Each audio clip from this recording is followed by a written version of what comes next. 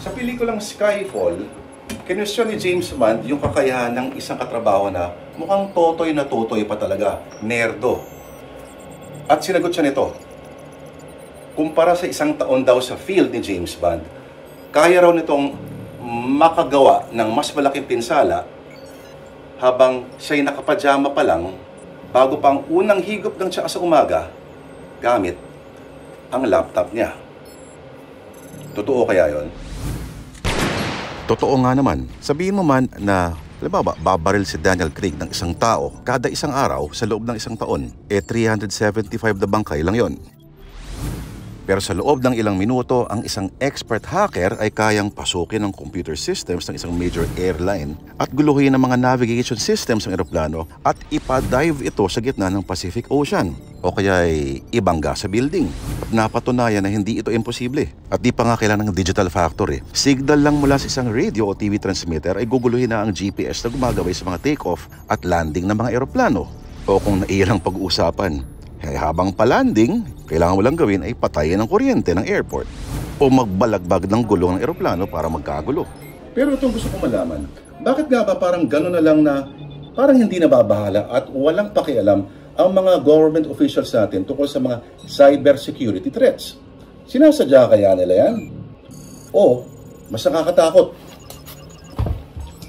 Baka sadyang hindi nila naintindihan ang kayang gawin ng modernong teknolohiya.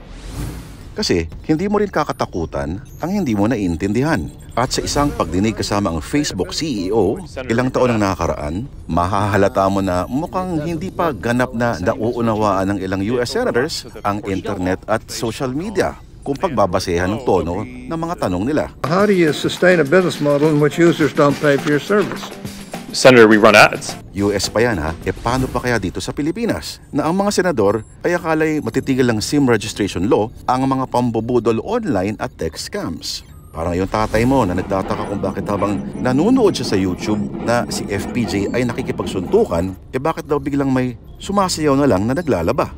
At nung huling administrasyon ay nag-appoint ng DICT secretary na hindi marunong gumamit ng smartphone. At ang may totoong expertise na nag-resign ay sinabi na hindi raw kailangan ng kanilang ahensya ng 803 million confidential and intelligence funds. Pinaalala rin ni Eliseo Rio ang noong pang panukala niyang maglaan ng 600 million para sa isang security provider. Hindi lang para sa bagong ahensya, kundi magko-cover na sa buong digital platform ng buong gobyerno at lahat ng departamento nito. Matapos ma-hack ang kanilang messaging app o ang nang-hack? Mabiktima kayo ng hacking. Na-hack lamang sila. Pero kung saan napunta ang perang ito ay hindi na rin natin malalaman. Pero alam natin ang naging kabayaran sa sunod-sunod na pang-hack sa mga ahensya ng gobyerno na naman.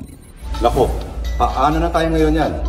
Anong mangyari sa atin? Para tayong tindahan na bukas sa bukas sa magdamagan at iniimbitahan lang ang mga kawatan. Hirap nito.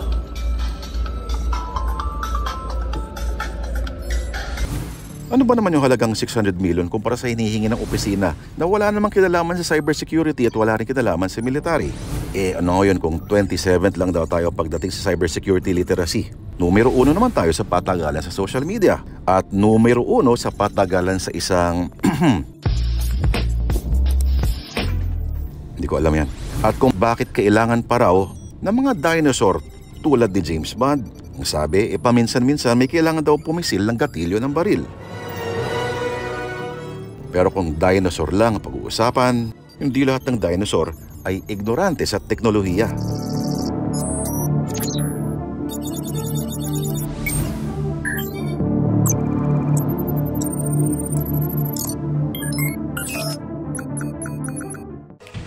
Mga kapatid, Cheryl Cosim po. Iba na ang may alam at may pakialam sa panahon ngayon. Para sa tuloy-tuloy na balitaan sa Frontline, mag-follow at mag-subscribe sa social media pages ng News 5.